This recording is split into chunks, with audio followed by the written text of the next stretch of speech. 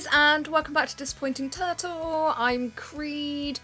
Firstly, I would like to apologise because it has been quite a long time since I have done any content, and there is a reason for that, and I think it is a good reason. I'm sure it will become more apparent as this video goes on. But essentially what I've done is I've taken a few weeks hiatus to give my channel a little bit of rebranding, to sort of sit back and consider what I actually want to do and deliver to you guys, because the last thing that I want to be doing is making content just for views. I want to make content that you guys are all gonna enjoy, but also to learn from, because ultimately that's the reason why I started doing this channel. Was to teach people how to play the game, and also to teach people to play it spending minimal money, which was actually quite an important part of it for me personally. So I have sort of sat down, I've thrown around a few ideas. You might see that my channel art has changed. I've got a new logo, although I've kept my turtle because apparently I'm not Creed anymore. I get called Turtle quite a lot, so the turtle's not going anywhere. And of course he's disappointed because he just has to be. There's no other turtles than disappointing turtles, so that's days. But yes, lovely new subscription button. I don't know what corner it is. So one of these ones, and obviously I've sort of changed the colour scheme up and stuff like that, but also I have gone away and I've basically changed the format a little bit of the channel, so that will become apparent and you guys will see what I've been up to in the background. So yes, apologies to all of you. Thank you to every single person who has messaged me asking me where my latest video is. It really means a lot to me that you guys care enough to actually reach out to me. So thank you all so much for your support. Like, it really does mean a lot. The channel's growing very well, and that is all down to you guys. And obviously the better the channel does, the more content I can start doing, and that's really where I'm aiming for at the moment. So let's try and beef shit up a little bit. So the last video that I did was to do with the Darklands event, and I did say at the end of that event that basically what I wanted to do was, because I'd done one on gold consumption, and essentially like I used a shitload of gold, I did want to see if it was feasibly possible to use minimum gold, so that is what I have done. I've also got some other little things for you, so make sure that you stay tuned in if you want to find out what those are. But essentially, I had a really shit experience with Darklands. If you watched any of my other videos previously, you would know that I was really pleased with the event, even though the test server did not treat me very well. When I did manage to get on, it was brilliant, and I really enjoyed the event, and I still really enjoyed the event, by the way. I know some people are not happy with it. I don't really understand why, but the thing that I do understand why people will be annoyed, and I was equally annoyed by it as well, is all the glitches and the load-in issues. So I basically filmed this video, and you will notice throughout that there is massive jumps in time. And this is basically where I kept getting kicked out of the Darklands game, and completely kicked out of the game. Or I would click onto the chat and it would freeze my screen for like 10 minutes. So out of the entire hour of the Darklands event, I actually ended up only partaking for about 30 minutes. It was probably less than that, to be honest. But I did, at the same time, I didn't record it. I only recorded this one. But I play in two kingdoms, and these Darklands were set up for the same times. So I was actually playing both accounts at the same time. This one I was playing on my phone, because I like to have my main account on my phone so that I can access it all the time. And my other one I was playing on the laptop.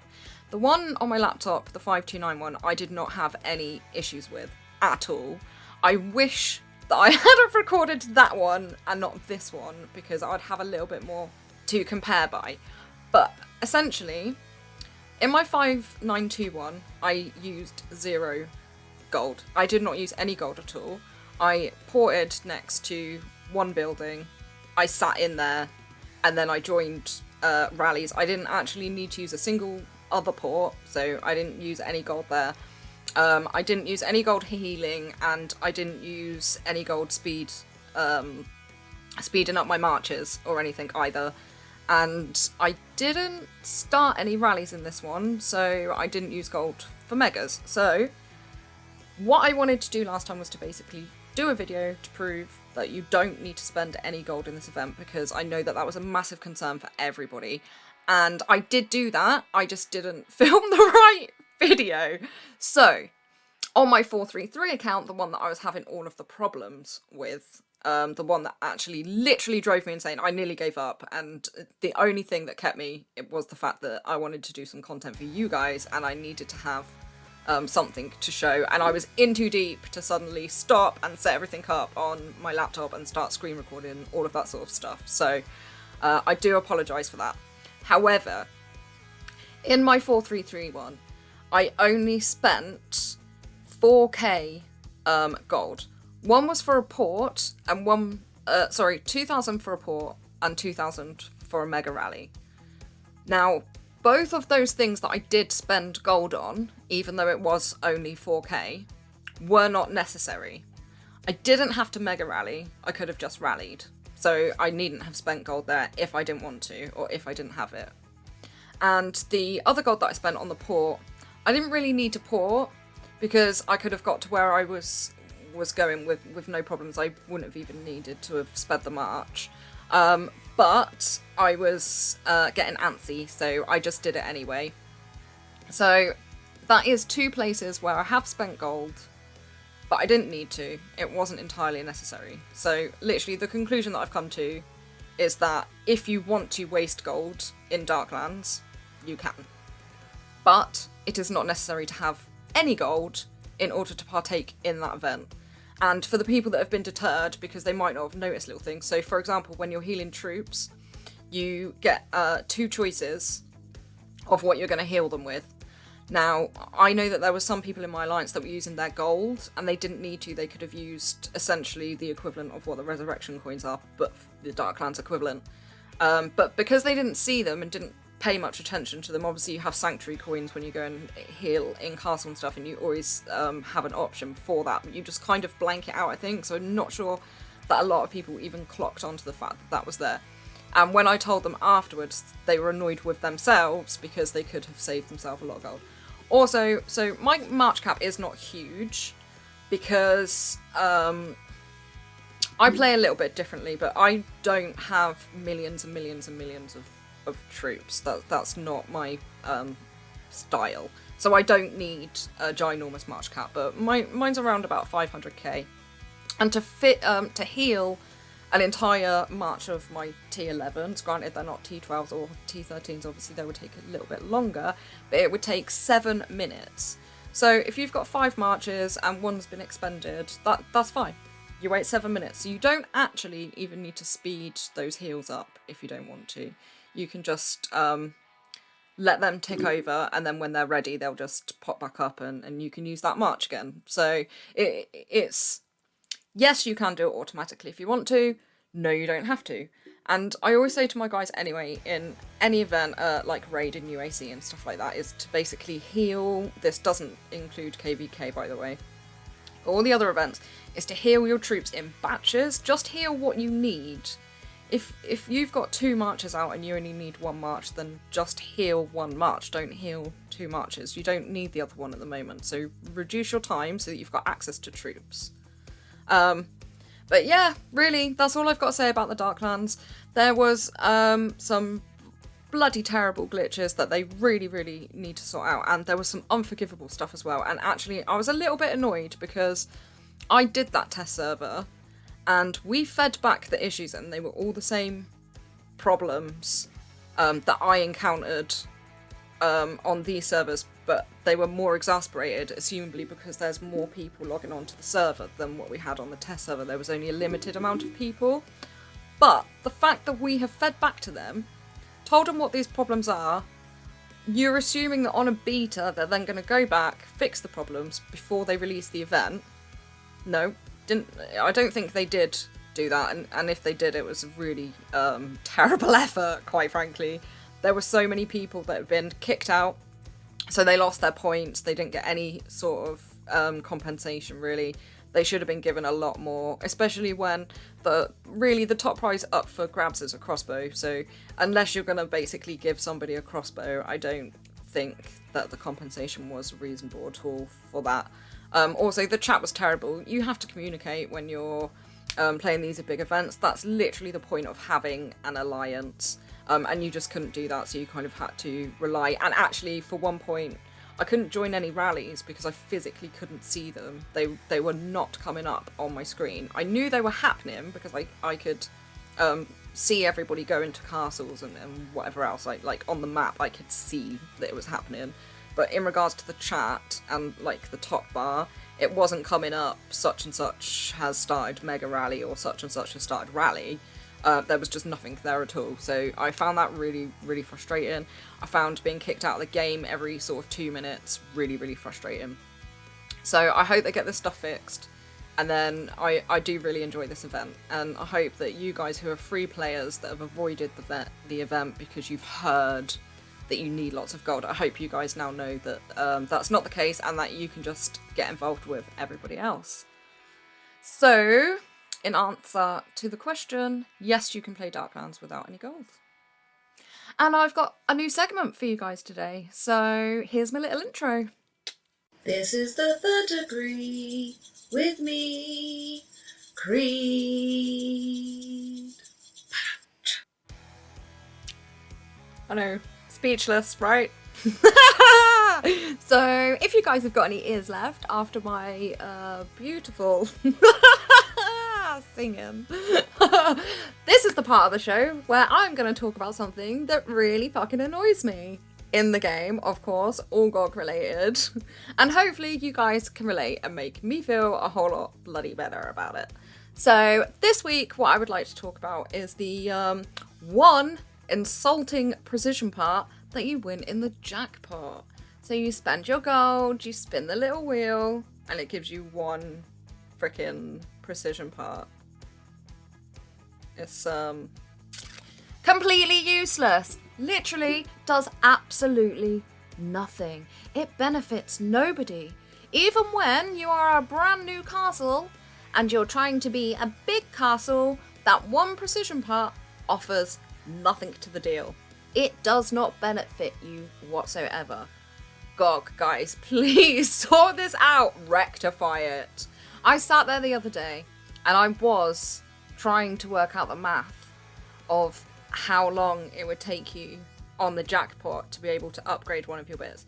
I couldn't do it because I'm fucking terrible at maths. So if any of you guys can figure it out, please let me know. But what I do know is the little introduction of the pirate ship completely obscured the fact that you only get one fucking precision part. Because basically what it does is you go, oh, I get one there, but I'll get 400 over there. If I'm high enough, of course. Depends what level you are, but you know. You can get more doing that. And then obviously you get to buy them as well in the spirit mines. I'm really not seeing the point of this one precision part. They really need to sort this shit out. I would be happy with like 1,000 gold. Or like 1,000 precision parts. Give me 1,000 precision parts and then I'll be really, really happy to chuck more gold into the jackpot wheel that I have never ever won. 2 years I've been playing, coming up 2 years I've been playing. I have never won that fucking jackpot. I actually am starting to believe that nobody ever wins that jackpot. But this is a completely different gripe now. Although it is really, really annoying. It's now detracting from the one fucking precision part. I can't even talk. I'm so angry. I'm so glad that I've got a popper on my mic. It would be going nuts right now. Anyway, yeah, that one precision part. How do you guys feel about it? This is where I answer all your questions, little bit of banter, psych. Okay, so segment number 2. Hope that you guys enjoyed that one as well, because you're going to hear them every bloody week. Right, basically, I'm going to start answering some of your questions directly on here because, as you guys will know, I answer every single one of you guys who comment in my comment section. And some of you ask some really, really good questions. And at the time, I always think to myself, I've been asked that question quite a lot. And I'll normally write it down with the intention of doing a video about it. And 90% of the time, I don't get to do the video. Or I'll have like 100 other things, or GOG will drop some ridiculous update, so it detracts me from being able to do what I wanted to do. So I'm gonna start picking like maybe one question a week and just going through it. It can pretty much be a question about whatever you want, as long as it doesn't break any laws and it is not doxing. And I will pretty much answer it as honestly as I can. And if I can't answer it, I will give you a really sarcastic answer and I will try and find out. So this is the question that I am going with, and this is from Tammy, who is from K522, and she's in NWO Alliance. There are a lot of NWO alliances. Either that or I just keep coming across the same one. It's possible. So I wanted to ask you why KVK is the highlight of your game. To me, it seems like a cynical device by the game devs to make you permanently lose troops and spend real-life money recovering them. All dressed up in the guise of glory, but really it is the gravy train money-making exercise that everyone seems to fall for. It hits non-spenders especially hard. Also, having a king, or not, makes very little difference to the day-to-day life of the game. I'm just not getting it. It seems a huge con trick. Okay, well, I do have lots of different parts to this. I personally like KVK because it is where the entire kingdom comes together and works. And I suppose that is actually the long game, isn't it? So the reason why we go through the 3 months at the beginning with war is because you're basically rooting out the weak people, and it's like the strong ones kind of left standing, or the very fucking determined ones, because I'm telling you now, I'm not very strong, but I'm not going anywhere either, and I will happily send a march at your castle knowing full well that all of my troops are going to die if it just means taking out a fraction of yours. Like, I don't give a shit. Yes, you are correct in saying that it's a fucking nightmare for non-spenders. As somebody who refuses to spend any money, especially replacing troops, I can absolutely agree with you. Now, what I do personally is I do 2 KVKs and then I have one off to recuperate. Now, I know that if I lose 250k troops, it will take me about 2 weeks to recover that, which is why I have the 3rd week off. It is so that I can essentially recuperate what I've lost in the last 2 KVKs on top of, so usually excess, and then I get to make a little bit more. But also, it's about managing your time and the buffs and stuff like that when it comes to replacing your troops. When you're healing, make sure that you've got heal gear on so that you're reducing the time and the cost of being able to heal those troops. And try and time it so that it tallies in with the Alliance heal buff as well, because that always helps. And obviously for troop training, even if you lose 1 million troops in KVK, do not immediately start training 1 million troops. Like, that's absolutely insane. Save it from the 300% buff day. If you don't get the 300% buff because you haven't killed enough troops, then you don't really need to worry about it anyway. But that is what I do. I look for the little loopholes in the game that I can use to my advantage. And at the end of the day, that's clever playing. I know a lot of people that do that, but I also know a load of people that don't, because either they don't need to or they just haven't figured it out yet. I know so many people that play the game and they have never made a piece of heal gear the entire time that they've played it. They just literally don't see the point in it. Me personally, it saves me like a day on training and millions of food that I can then invest into training new troops when it comes around. As for it being a bit of a guise, I'm not sure. It depends how you play.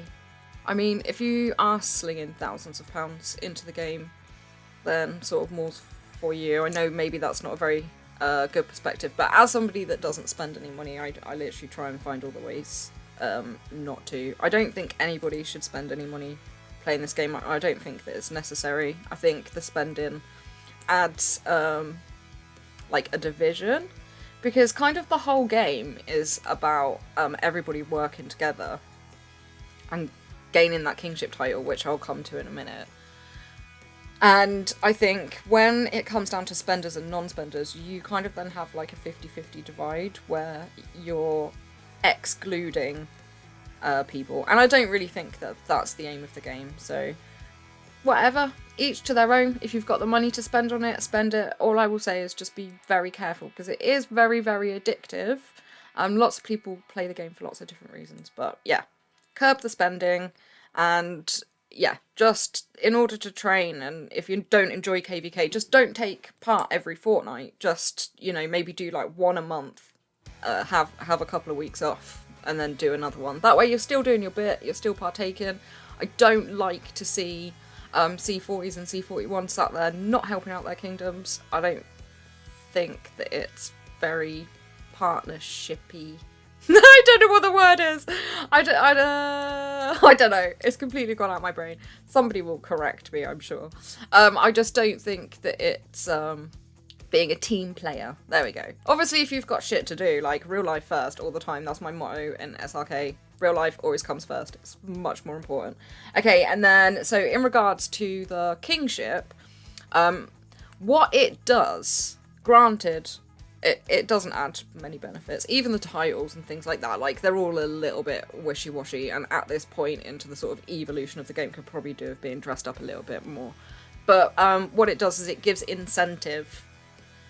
People don't want their troops to die for no reason, and if they think that they might be king, or that there's a chance that they could be king, they are more likely to fight. And over the last couple of years, I've seen this more and more. People are more likely to fight if they feel as though they are going to get the crown, or somebody that is their friend or in their alliance is going to get their crown. If they don't feel as though they're going to get their dues, I would say that like 70% of the people will not partake. The other 30 do it because they enjoy it and they're not bothered about losing troops and stuff. They just genuinely like enjoy the event. KVK isn't necessarily my favourite event, by the way. My favourite is UAC, and a lot of people contradict that because obviously it's the one where you don't need to spend very much money. But for me, it's a brilliant training tool.